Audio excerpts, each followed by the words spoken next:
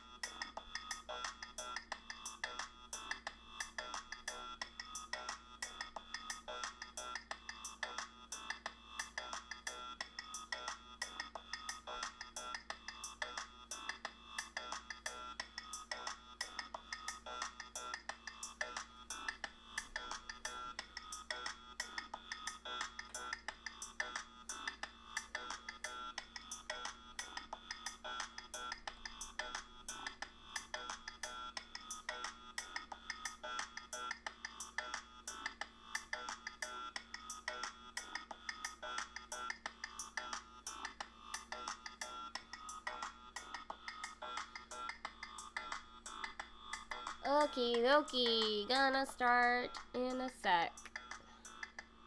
Hello friends! Let me see if this... Can you hear me?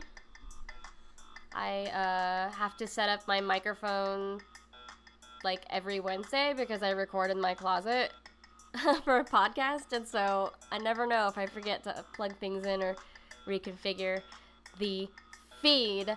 Hi everybody, nice to see you in chat. Hufflepunk, Schmas, 7 bean salad, you're all here. This is amazing. For those of you who are new, welcome back to Attack the Pantry. I am Jenn de Vega. This stream is a deep dive into ingredients, cooking techniques, and recipes to help you cook for yourself during quarantine and, you know, the rest of your adult life. Usually what I do is I go deep on 2 or 3 cooking techniques or ingredients, but today I decided to shake it up. This is going to be more of a ask me anything, so it can be in food, it can be about music, it can be about social media, because that used to be my old job, but I have a few things to take care of before we get to that. So last time here on the stream, I took a break last Wednesday because good news, I'm actually getting some work, so that is like a huge relief. For those of you who don't know me, I'm a wedding caterer, and so at the beginning of the year, I had 8 weddings planned this year, and, you know, with the pandemic, we've had to either cancel or move them all to next year, and so I've sort of been scrambling for the last 6, 7, 8 months to find new work and, like, figure out how to make this all happen. So I'm really, really excited to say that I haven't been streaming as much because I have some work. So I started part-time for a tech company, which I will not name, but I need to do it. But in addition to that, I did my first craft services for a film shoot here that was shot here in Brooklyn. And so it was kind of my first gig cooking up for other people since like the beginning of the pandemic, so that was cool, and lots of safety precautions. Everything was individually wrapped. I think my only criticism of trying to cook for other people right now is that it's extremely wasteful, like, because we have to individualize all the packaging and silverware and all that stuff. Like, there's extra cleaning, there's extra steps, but we were super careful and it went off without a hitch, so I was really happy to do that. And today I just signed my first craft services or catering for a movie shoot that's going to be happening in October, so wish me luck on that. I'm so excited to do it. It's probably a dream project. My next thing on my bucket list is that I've always wanted to be a summer camp chef, like in the wet, hot American summer. Yeah, it's true. The Fun City setup is kind of a struggle. Shannon and I both set up our microphones in the closet, like physically in the closet, because it's the only place that sounds the best in our apartments. Like, my layout of my apartment is you walk into the front door and it's my kitchen immediately, and then it's like kitchen, living room, dining room. It's like all one room. So it's pretty echoey, and you can hear my fridge sometimes when I'm streaming. The fridge is literally right next to me. Yeah. But yeah, every Tuesday I move the microphone setup from here to the closet, and then on Wednesday I move it back. So it's just very funny. Thank you. I also like the eye makeup. I figure I'm not going anywhere, so I might as well use everything in the drawer. Yeah, it's really exciting. Thank you for saying that. I got off track. But yeah, the good news is that I'm getting work. The not so good news is that I won't have time to stream as much, but I mean, I really appreciate all of you that are here. I'm going to keep trying to stream on Sunday, which is the unplanned, zines and cookbooks, like casual stream. So it's just really fun to like spend time with people right now. I don't really like doing the Zoom like hangouts, but streaming is just, I don't know, it's a different energy, and I don't get so tired doing it. So thank you for being here. What else? I have my first pop-up in Brooklyn this weekend with the pandemic, and so we were all required to get tested. I got a negative, yay. And I'm cooking up like a Filipino barbecue menu. I'll share that with you in a second. But it was really illuminating to see how venues are dealing with all the new laws and stuff. Like, I don't know if you know this, but in New York, everybody has to sell food now. For every drink, you have to have something that's like sustainable or sustenance, like 2 people can share it. There's an establishment that I won't say. They sell ramen packs, and they say, like, you don't have to eat it, but you just have to hold it, like, in case, someone comes by and is trying to enforce the, like, you have to have food on you, like, rule. So it's been funny, holding ramen packs in your backpack while you get a beer. It's very weird. What else happened? So I didn't stream last Wednesday, but the Wednesday before that, we had a huge, like, deep dive about peppers, where they come from, the history of them, and hot sauce. That was a super fun episode. You can watch all the past clips here on my channel if you click on videos, or the entire archive is located at youtube.com/JENNDLV. Make sure to subscribe there. What else? Business. I'm a Twitch affiliate. That means you can subscribe to this channel. It is technically September for another week. All subscriptions on Twitch are 30% off, if you didn't know that. Subscriptions renew every month, so you're sending, a tiny bit of money to every creator that you subscribe to on Twitch. If you have an Amazon account, you can attach your account to Twitch and get a free subscription. And that's one way to support friends that you have on Twitch. It's great. What else? There's tons of really good links below. My cookbook, Patreon, all that stuff. It's below the video. You can check it out another time. Let's move on. This week on Patreon, I had a recipe go up for pastrami sprinkle. That sounds crazy, but it's something I made from just pantry ingredients and used it on sandwiches. There's also recipes for smashed potatoes, details about the next Netflix party, which is going to be October 8th at 8 p.m. We are finally going to finish Ugly Delicious. I wish there was a way for us to watch British Bake Off, like the new season, live, but can't currently do it on Netflix Party. If you have any suggestions for what we should watch next on Netflix Party, I am open to suggestions, as long as it's food related. Culinary word of the day. What episode am I on? Oh my god. Number 12 is coming out tomorrow. Make so many things, but I'm so happy to do it. Culinary word of the day is my short podcast. Everything is under 5 minutes. You can submit words for me to research and cover on the podcast on the Twitter account, which is at culinarywotd. I've been watching too much TV. I finished season 5 of Schitt's Creek. I'm gonna wait for the final season to come to Netflix in October. At least that's the rumor. They won all of these Emmy Awards. That was very deserved. Wow. Pretty cool. Pretty cool. Anyway, let's move on. So this little segment is our photos that people submitted to me. So if you want to be featured in this part of this stream, tag me on Instagram, tag me on Twitter, DM me photos of you cooking, and anything cool that you might see at the store or the farmer's market. I love talking about it, answering questions. So Jeff is getting into kimbap, which is Korean dish, and he bought like all this pickled radish. I feel like this much pickled radish will last me like a year.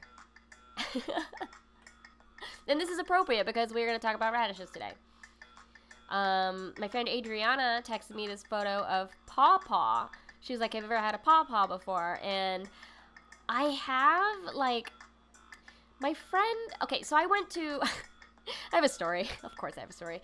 So I went to a chef camp a couple years ago, and different like groups of us like met each other at the airport, shared cars, we carpooled over, and one of the cars on their way to the campsite spotted pawpaw plants on the side of the road, and it's pretty rare, I think. It's like a fruit, and it's found in the Midwest, and they had this harrowing journey of diving into the bramble and the thorns to pick these pawpaws, and they were very ripe and like not very good, and so between 40 of us at this chef camp, they were like very carefully slicing it super thin so everybody could have like just a tiny taste of it.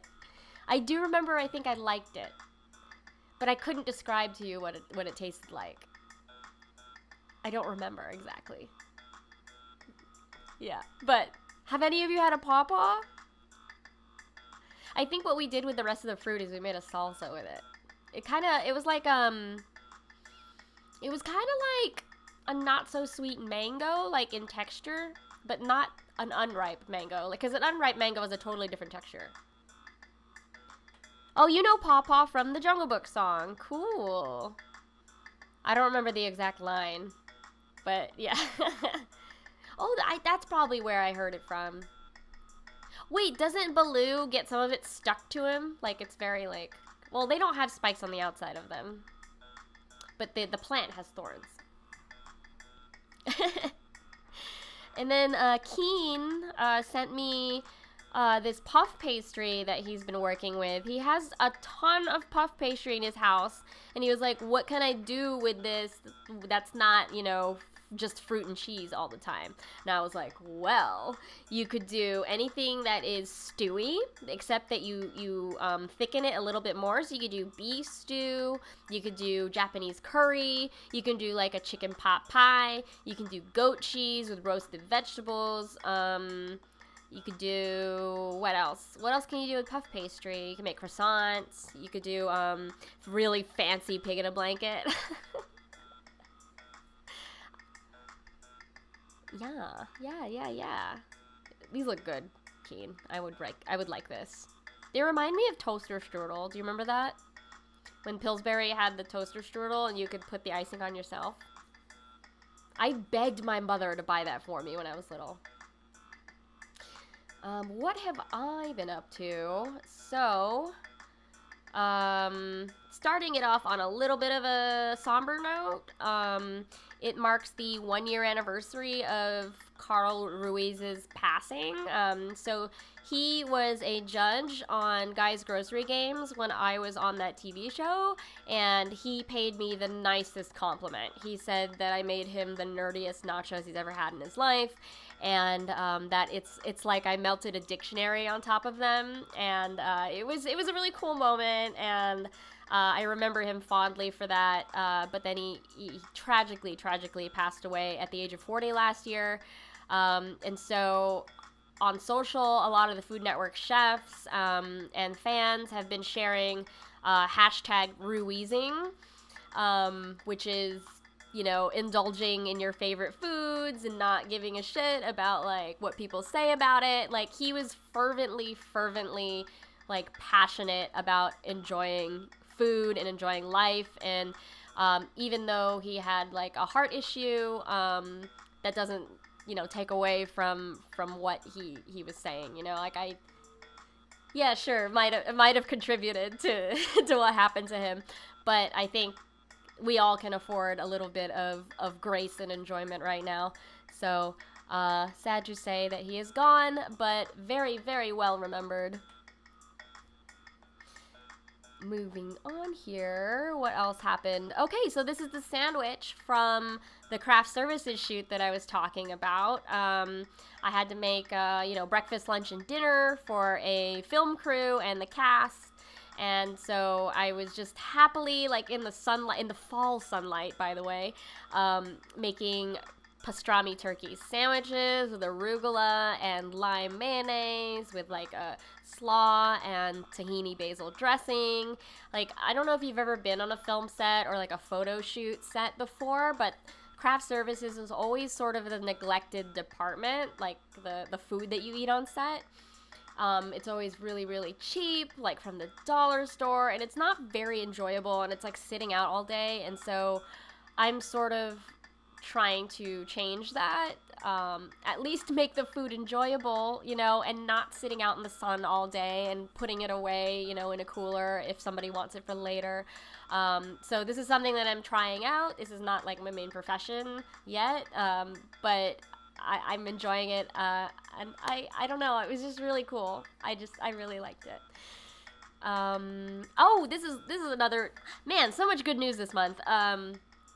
So this book is not out yet. It is called Sheet Pan Chicken, by Kathy Irway, who is my friend.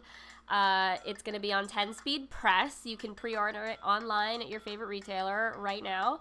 I have a recipe in this book on page 51. It is a Filipino dish called tinola, which is kind of like grandma chicken soup with ginger and garlic and green papaya in place of like a potato. But I converted it from a soup form to a sheet pan chicken form, so you could put it in the oven and just roast it all at once, and then you have a full like chicken dinner, which is really cool. Yeah. So my recipe is a flattened chicken. So I teach you how to take out the backbone and flatten the chicken. Then you make a compound butter, which is a flavored butter, with fish sauce, ginger and garlic, and you stuff it under the skin and then roast it with all this green papaya and arugula. So it was so cool to remix like a cultural dish from my past and put it in this book. This book, I think it retails at like $18.99. It has 50 recipes, and the cool thing about it is that it has only 3 chapters. It's like on the fly, which is like fast recipes, and then recipes that take a little bit of time, and then side dishes. So it's very easy to just flip it open and be like, I need something fast tonight, like so. I did a full walkthrough of it on Sunday, so if you want to watch the VOD or the archive on YouTube, you can watch it another time. Yeah. Do I have a lot of success finding green papaya? I always struggle finding ones that still have flavor without being too ripe. It's a yes and a no. I will say that when I went to Chinatown last week, the selection wasn't so good. Like they were either damaged or starting to turn yellow, to turn ripe. But I went around the corner and found another Chinese grocery store that had them in stock. But yeah, it's getting a little difficult with the pandemic to find them. But I always go to like Chinatown or Asian specialty stores. They'll typically have it. Or if you know any pockets of neighborhoods that have Thai or Southeast Asian stores, they more likely will also have it. I don't think I've ever seen it frozen. It does freeze well after you've peeled it, like a potato. But yeah, I don't know. At least in New York, I'm able to find it. I don't know what it's like in the specialty stores where you are. It could be difficult. what is next here? So this is the menu for my pop-up on Saturday. I'm very, very proud of it. I've like been working on Filipino barbecue as like a concept for a long time. And so we have adobo pulled pork sandwiches with chimichurri rojo, which is like, green chimichurri, which is kind of salsa verde-like with oil and oregano. But rojo is like packed with paprika and cumin and cayenne pepper. What's this? Longanisa dog with achara. So longanisa is a Filipino sausage. And then achara is the green papaya that I've been looking for in Chinatown. It's a green papaya pickle. I have a recipe on Taste Cooking if you ever want to make it yourself. So worth it because achara lasts for a long time. And then grilled miso mushrooms, which is something of a standby for me. I use it in like melt sandwiches, sub sandwiches, any kind of vegetarian thing I have. It's usually smothered in miso mushrooms. And then something new that I've been talking about lately is the chickpea tofu. I'm going to be making a green curry chickpea tofu that's in the shape of like a flan. So it'll be a little chickpea tofu flan and then some miso mushrooms on top with herbs. Really fun. Then we got some basic herb slaw. I put that on all my menus. And then sausawan is typically a Filipino dipping sauce made of vinegar. It's very, very close to North Carolina barbecue sauce, which is very liquidy and vinegar based. But sausawan is packed with Thai chili, garlic, and black pepper. I actually have it right here. Quart container. You can see the garlic floating. I like to ferment it for one day at room temperature, so it's a little funky, in place of putting actual fish sauce. So fermented garlic is a nice little touch. And then I'm selling jars of bacon chili oil and coconut vinegar, which were some summer projects that I've had. The recipe for bacon chili oil is in my cookbook if you have it, and then the coconut vinegar is from a cookbook that is not yet out. It's very exciting. That book will be out next year. I will tell you about it when I'm able to talk about it. But if you do live in Brooklyn, please come by. This is going to be in Bushwick at Moto Distillery. I have a pre-order link on my Twitter. It's pinned to the top. This is my Twitter handle, Ranwiches. I'd love to get the pre-orders because A, that puts the money in my account to buy all the stuff, and then we don't have any lines. I really would like to keep it as safe as possible and schedule all of the orders ahead of time. I know that you might not know when you're swinging by, but check it out. I'm a butter influencer now. I don't look very happy about it. It's very funny. So I've been like struggling with this notion of being an influencer. I don't love it because I know being an influencer is part of the giant marketing machine of the world.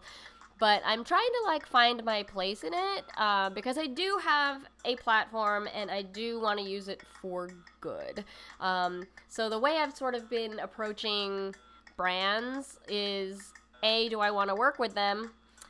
The butter people, yes, I do want to work with them. French butter, yes, I love French butter. Do I want to work with them? Do they have, would I be proud of talking about them? Will I actually use the thing? And can I approach this with humor and truth? And so the way that I approached this shoot was I'm in my freaking pajamas. I didn't have to get this approved by anyone, so watch out if you want me to influence anything. They sent me this case of butter, which was really, really generous and nice. I was very earnest when I posted these photos. On Facebook, I legitimately said, "Hi, the French butter people would like me to influence you," and that's kind of all I said. I didn't have to say anything else. This is all to promote a butter exhibition that's happening online at the French Cheese Board. I think it's under hashtag love of butter. Or you can check out my Instagram to see the full post. But hey now, I'm a butter influencer. It's a funny thing to say. It's really, really fun. I know, watch out for Big Butter. Watch out for Big Butter. Inspired by our hot sauce conversation 2 weeks ago, I made a hot sauce bingo card. So this is gonna go up on the Patreon. I think maybe on Monday or 2 Mondays from now. But it's gonna go into your inbox if you are subscribed to my Patreon. Very fun. What else? Pepper. Oh, this is adorable. Want to guess the name of this pepper? I got it from the farmer's market in Union Square. That day that I went to Chinatown, like, to reduce the amount of times that I had to ride the train, I just get off at Union Square and then walk everywhere that I need to go, and then get back on the train at First Avenue, which is the first stop, like the last stop in Manhattan, and then get off at Bedford Avenue, which is the first stop in Brooklyn, and then walk all the way home. So I walked like 5 miles that day. I got these at the Union Square Farmers Market. They're actually like very, very tiny. They're like this big. I got like a whole basket of them. Any guesses as to what they're called? They are called bird beaks.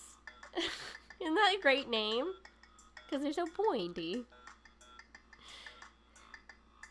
Oh yes, the rolls in my hat did look like butter dubs. That was kind of the joke, right? I was also like taking a series of pictures where I was just Arrested Development, like holding like more and more butter, like whatever. As long as they keep sending me butter and paying me, I'm happy with it. Anyway, so bird beak peppers are very mild and kind of sweet, so they're great for pickling. I put them in my batch of bacon chili oil that I'm selling. So if you are in Brooklyn, you'll have a chance to buy it. And then, I'm sorry, I should have showed this to you earlier. This was the flattened chicken with the fish sauce, garlic, and ginger butter underneath the skin. And then you can see these chunkies around it are the green papaya. They roast up just like potato. And then some arugula and red onion. I was very proud of this recipe. If you get the book, like, please make this recipe. So. How is everybody? Did I ask that yet? I hope that you're well. My hair keeps popping out from behind my ear. My hair's a little crazy. Can you tell?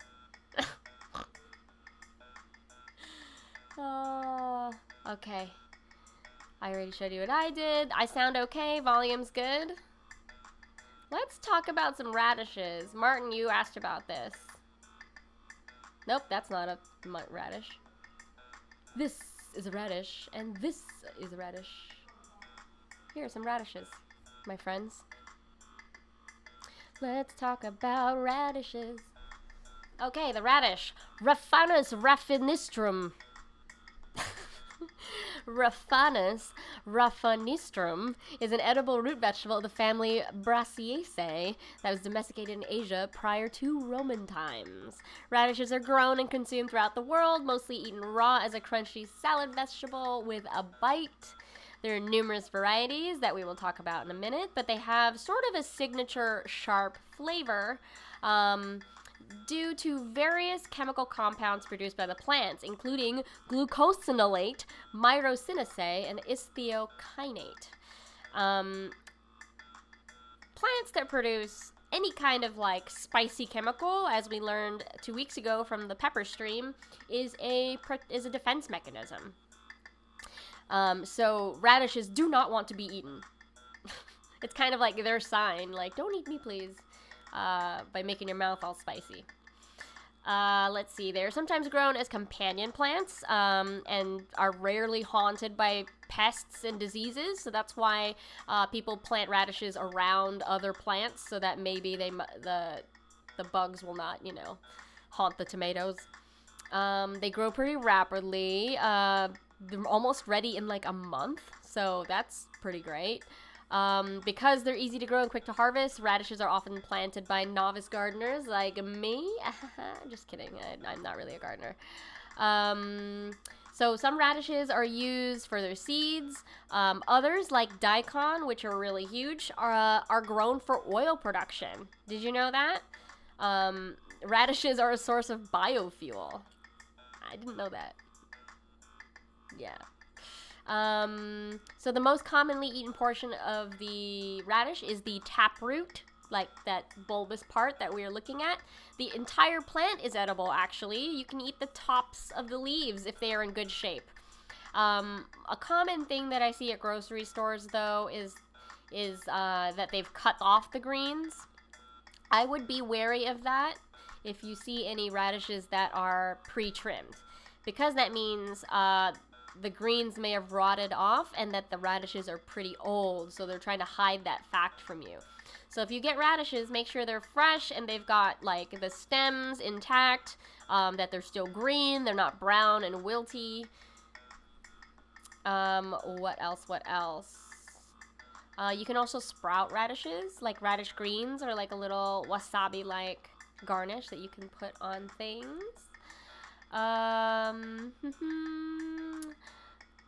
Let's see. This is so cute. Citizens of Oaxaca, Mexico celebrate the Night of the Radishes, Noche de los Rábanos, on December 23rd as part of Christmas. This folk art competition uses a large type of radish up to 50 centimeters or 20 inches long and weighing up to 3 kilograms or 7 pounds. That's a huge-ass radish. Great skill and ingenuity are used to carve these into religious and popular figures, buildings, and other objects, and they are displayed in the town square. So people in Oaxaca, Mexico, carve radishes like people in the Midwest here carve butter. Did you know about that? In Wisconsin, it is a common thing at the state fair to carve butter sculptures or cheese sculptures. But cool. So there are a few varieties.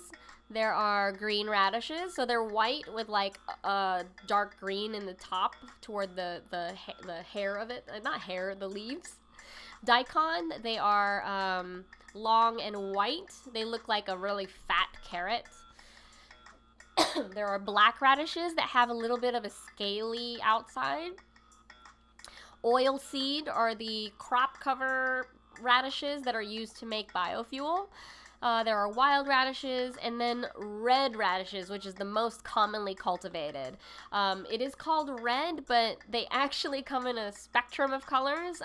You might see them labeled as Easter egg, so they come in purple, white, red, and varying densities of pink and white in there. So radishes can be bulbous, like the ones pictured here, or they can be finger-like the French radishes here. Pretty cool. Nice visual companion. Carved radish. Yeah, I know, it's funny. So how do we enjoy radishes? So the most common and the easiest way to jump in is eat it raw with dip. So you can dip it in anything: ranch dressing, green goddess dressing, bagna cauda, duca, which is like a powdered nut dip with no liquid in it. I think one of my gateway radish dishes was a nice piece of like country bread with cultured butter, sea salt, and French radishes, like the ones that are above my head here. That is a very easy and simple breakfast. You can, slice them really thinly, throw them into salads. You probably have had it on a taco before, like to offset all the fattiness from the meat.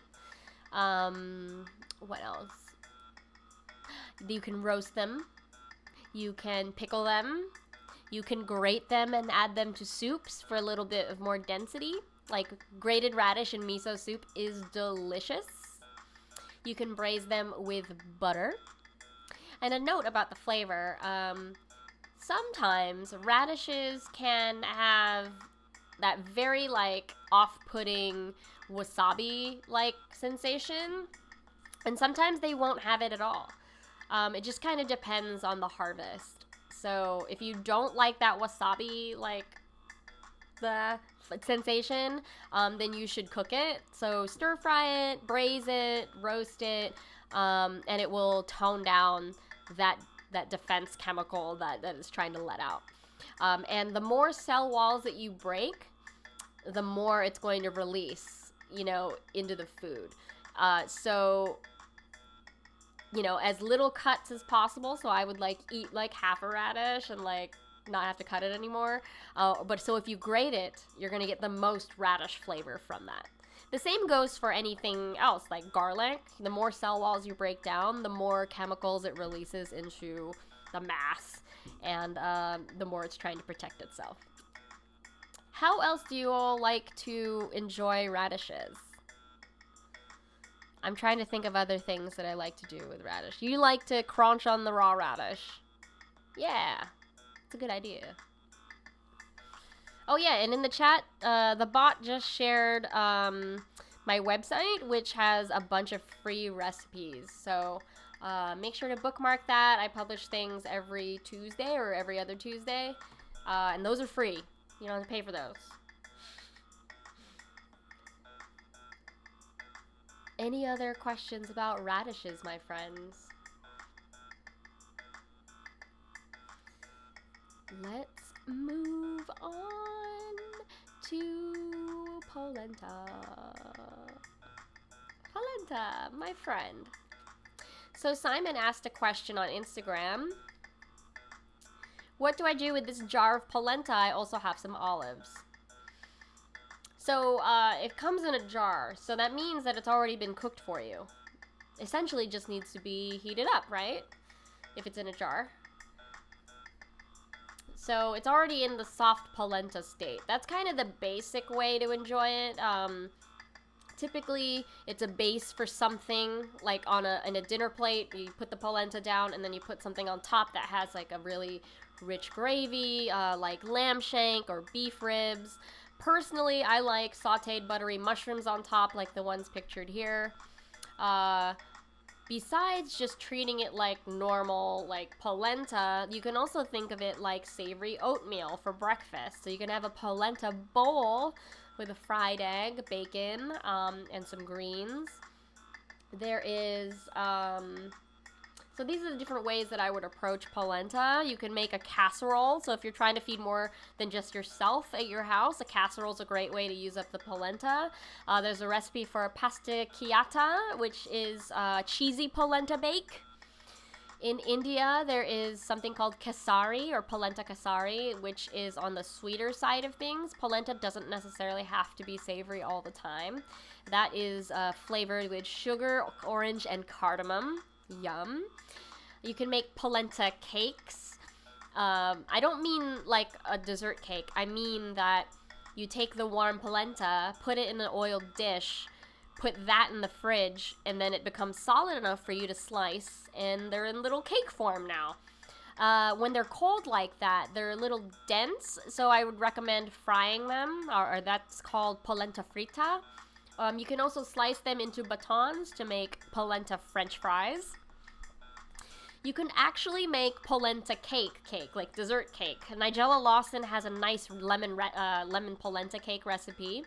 You can also move it into the cornbread territory. Did you know that polenta is cornmeal? Did you know those two items are the same thing?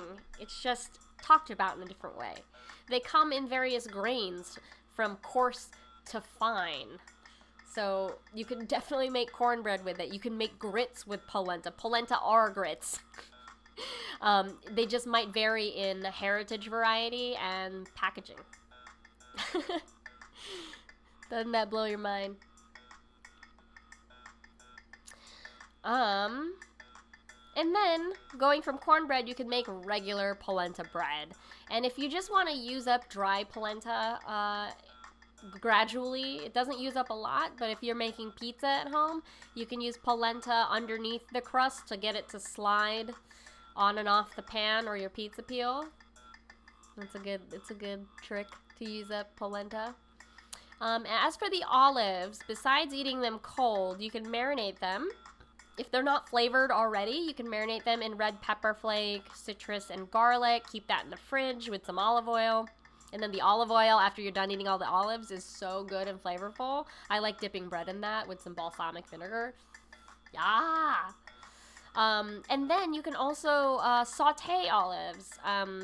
One of my favorites is just half an orange squeezed and then throw the peel in there, saute the olives with some pepper flake and bay leaf, and they're so good. It totally changes the texture too. You can pit the olives and make it into a tapenade blended with citrus. That is amazing on toast with mozzarella, if you haven't had that before. Grits is polentas. It's true. It's true. It's so true. That's all I've got all about polenta and olives and radishes. Does anyone have any other cooking questions or questions for me in general before we move on to the fun chopped portion of this stream? Yeah. Hello, people who have just started watching. Do you have any questions for me about cooking? I have some free time right now to answer your cooking questions. Anything you're afraid of. I don't know everything, but excited about everything. And I will offer what I know. Oh, speaking of people offering what they know, Sola, it was just announced, Sola from Bon Appetit, she left the Bon Appetit test kitchen and joined Binging with Babish. Did you know that? That YouTuber? Binging with Babish. Apparently he started a network on YouTube, and so she's gonna have a show on Sundays called Stump Sola. So she is like a chef who's been working for 15 years. Like, she knows so much, and I look up to her. So they're gonna tell her she's gonna make, X, Y, and Z, but then she has to spin a wheel to determine like how it's going to be changed. Like, for example, you're gonna cook a 7-course dinner and then spin the wheel, and she gets like, you have to buy it all from a convenience store. That kind of stuff. Hi, Robert. You're thinking about making collard greens and refried bean tacos tonight. Any feels? That sounds great, but I would watch out for making the greens too wet. So I would make sure you drain off that gravy from the collard greens. Maybe mix them into the refried beans. I would just worry about structural stability with your taco. Otherwise, that sounds delicious. Are you going to be using some cumin? You going to have some salsa? Ooh, crispy collards too. That will be a good contrast to the squishiness of the refried beans. Yeah. That's a great idea. Crispy collards. But just know that they take a little bit longer than kale because they're so much hardier. Oh, so what I would do then is to massage the collards before you go to crisp them, because that will break up some of the water in the cell walls. Yeah. These are the questions that I like to answer. Does anyone else have any cooking questions? And then we're going to do our fun chopped,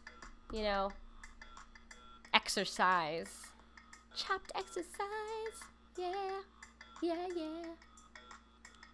yeah. Okay. Let's do the fun chopped exercise, friends. So if you're new to the stream, in the chat, let's name like 3 or 4 ingredients, and then we're gonna pretend we're on Chopped and like figure out how to cook them together. This is just an exercise to stretch our minds about what's possible, how to treat all of these ingredients, and maybe inspire you for dinner tonight. I'm having leftovers, which is not very inspired, but hopefully someone else will have a good idea. So if you have a moment, please name an ingredient you would like us to put into our chopped basket for our mental exercise. If you're new to this, pretend we're not on the show. It's that we have more time. We have all the time in the world to make the food, the imaginary food. We have a basic pantry, but I would love to highlight the foods that we are talking about in the chat. So some suggestions, please. a suggestion for ingredients.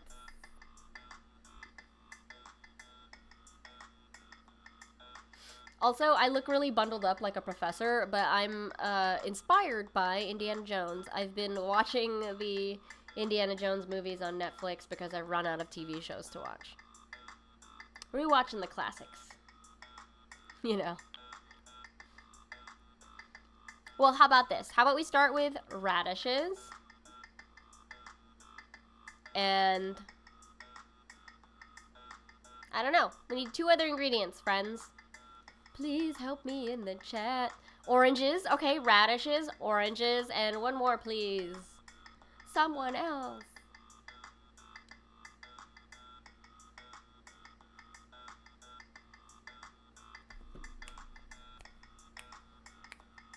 So we talked about all the different ways you can prepare radishes already, but oranges, we can have them raw. We can grill them. We can make them into a jam. Cilantro, great. Cilantro, oranges, and radish. Let's figure out dishes that mash up those 3 things. So already up front, we could do a raw radish salad with cilantro and orange vinaigrette. We could do like a radish gazpacho with the cilantro and orange. We could do... How about a pasta dish? We could do roasted radish, orange ravioli with ricotta, and some of that cilantro. We can make radish tacos. We could pickle the radishes. We could pickle the oranges, actually. We could pickle all 3 of those.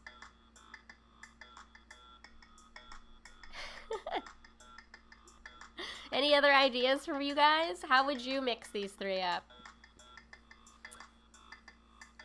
I know that if Athletic LT were here, he'd say a sandwich. Probably do a roasted radish burger with miso, orange ketchup or orange marmalade, cilantro slaw. What else? How else would we do this? What were my radish dishes that I mentioned earlier? So you could do a toast. You could do pickled. You could grate the radish into a miso soup. We can braise the radishes. Radish and cilantro slaw. Yes, yes, yes, yes. I have grilled oranges. Yeah. The sugar caramelizes a little bit. I kind of do like a burnt orange taste. I've definitely torched oranges before I put them on a plate before. It gives you a cool, like, dimension. These are great ideas. Trying to think, what else would I do with a radish? I saw a recipe earlier on Yumly for a butter-dipped radishes. I was going to say randwiches. So that French dish, that French breakfast radish thing that I mentioned. So you have a toast with butter and radishes and salt. Instead of doing that, you can take the whole radishes, dip them in butter, and then cool that so the butter hardens on the outside. So we could do a cilantro butter where we solidify it on the outside of a radish and then finish it with some orange zest. That's a cute little bite, isn't it? Sounds nice. Yeah, I'll tweet it later. I'll show you the recipe. It's like butter dipped radishes. There's also like bacon fat dipped radishes, but I kind of feel bad about that. Just eating a spoonful of bacon fat.